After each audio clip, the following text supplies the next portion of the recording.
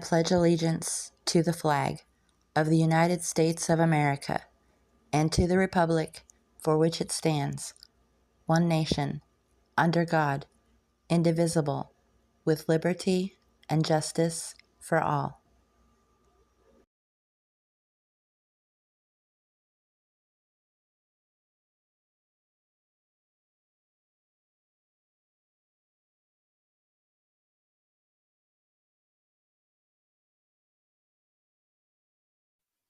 Listen, my children, and you shall hear of the midnight ride of Paul Revere. On the 18th of April in '75, hardly a man is now alive who remembers that famous day and year. He said to his friend, if the British march by land or sea from the town tonight, hang a lantern aloft in the belfry arch of the North Church tower as a signal light. One if by land and two if by sea, and I on the opposite shore will be, ready to ride and spread the alarm through every Middlesex village and farm, for the country folk to be up and to arm. Then he said good night, and with muffled oar silently rowed to the Charlestown shore. Just as the moon rose over the bay, where swinging wide at her moorings lay the Somerset, British man of war, a phantom ship with each mast and spar across the moon like a prison bar, and a huge black bulk that was magnified by its own reflection in the tide. Meanwhile his friend through alley and street wanders and watches with eager ears, till in the silence around him he hears the muster of men at the barrack door, the sound of arms and the tramps of feet, and the measured tread of the grenadiers marching down to their boats on the shore.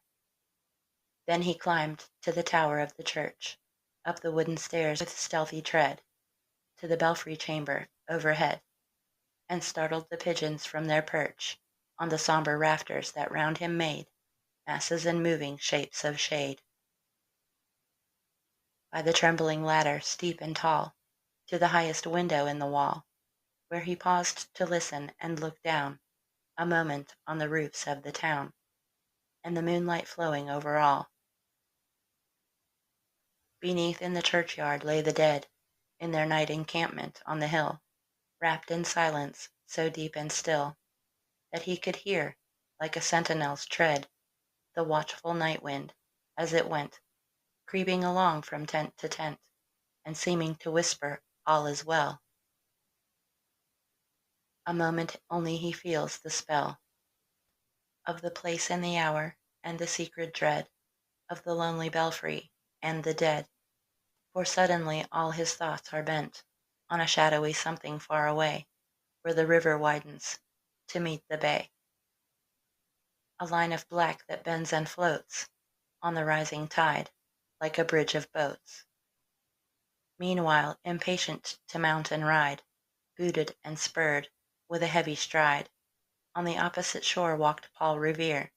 Now he patted his horse's side, now gazed on the landscape far and near, then impetuous stamped the earth, and turned and tightened his saddle girth. But mostly he watched, with eager search, the belfry tower of the old North Church, as it rose above the graves on the hill, lonely and spectral and sombre and still. And lo, as he looks on the belfry's height, a glimmer, and then a gleam of light. He springs to the saddle, the bridle he turns, but lingers and gazes, till full on his sight a second lamp in the belfry burns. A hurry of hoofs in a village street, a shape in the moonlight, a bulk in the dark, and beneath from the pebbles, in passing, a spark, struck out by the steed that flies fearless and fleet. That was all, and yet, through the gloom and the light, the fate of a nation was riding that night. And the spark struck out by that steed in his flight kindled the land into flame with its heat. He has left the village and mounted the steep, and beneath him tranquil and broad and deep, in the mystic meeting the ocean tides, under the alders that skirt its edge, now soft on the sand, now loud on the ledge, is heard the tramp of his steed as he rides. It was 12 by the village clock when he crossed the bridge into Medford town. He heard the crowing of the cock and the barking of the farmer's dog, and felt the damp of the river fog that rises when the sun goes down. It was 1 by the village clock when he galloped into Lexington. He saw the gilded weathercock swim in the moonlight as he passed, and the meeting-house windows, blank and bare, gaze at him with a spectral glare, as if they already stood aghast at the bloody work they would look upon. It was 2 by the village clock when he came to the bridge in Concord town. He heard the bleating of the flock and the twitter of birds among the trees, and felt the breath of the morning breeze blowing over the meadows brown. And one was safe and asleep in his bed, who at the bridge would be first to fall, who that day would be lying dead, pierced by a British musket ball.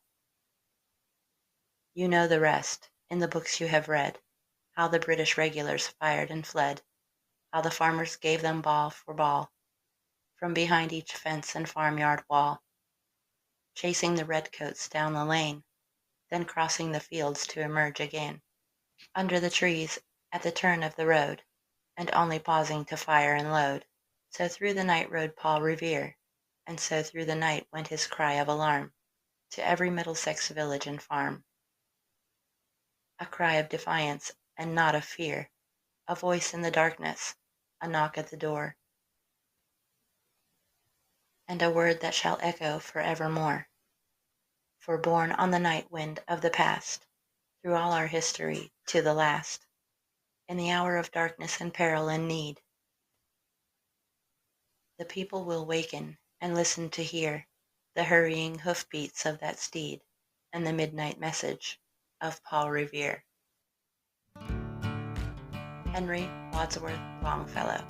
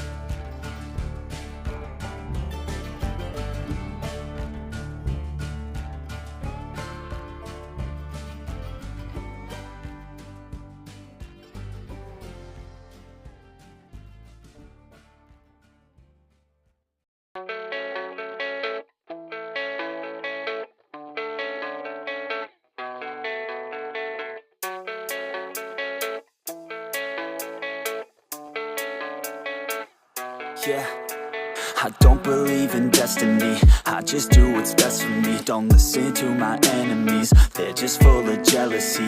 Yeah, this legacy, you gon' see what's left of me. You gon' see success in me, you ain't seen the rest of me. I just wanna be the best at what I know, better than the rest, just watch me grow. Put me to the test and watch me go. This is my quest, I'ma make it known. They call me obsessive, oh I know. Call me selective with my notes. Call me aggressive with my flow. Call me offensive even though Joe, I ain't gonna lie, life's tough. Try to get by, life's rough. Try to do it right, it's not enough. Even though you try, you still mess up. But I'm still gonna fight for what I love. Still gonna die for what I love. Still gonna try, I won't give up. Still gonna fight until I've won. They say I'm way too obsessed and I've got nothing left. And I'm not quite there yet, but those words they'll regret. Cause I've got something left and I'm not giving in. I will not let them win. I won't stop till the end, no.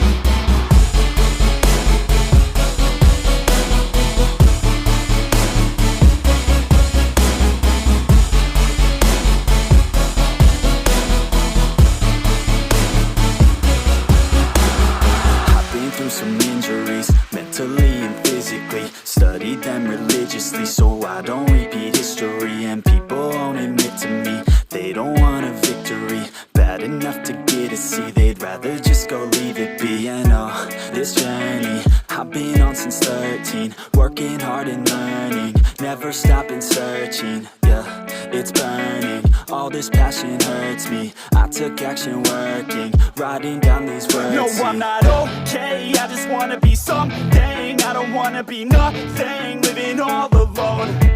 No, I'm not alright, I'm just barely getting by. But I'll tell you I'm just fine, so you leave me alone.